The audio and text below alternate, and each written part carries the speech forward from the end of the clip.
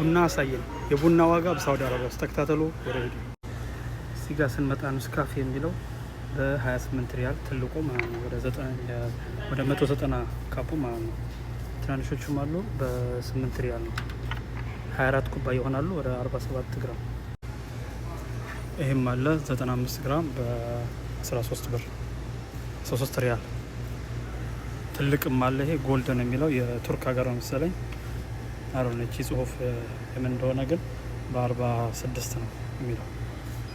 እነሱ የምትሏ 34 ትንሿ 18 ሪያል ማለት ነው።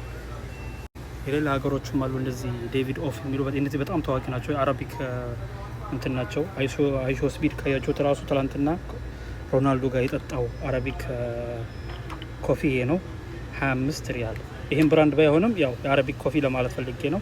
25 ሪያል ናቸው ማለት ነው በሙሉ። እና ዋጋ እንዳያችሁት እንደዚህ ነው ማለት ነው። ለቀጣይም እንደመሰራ ሰውቁኝ። ፎሎ ላይክ አድርጉ። መቻችሁ ቻው።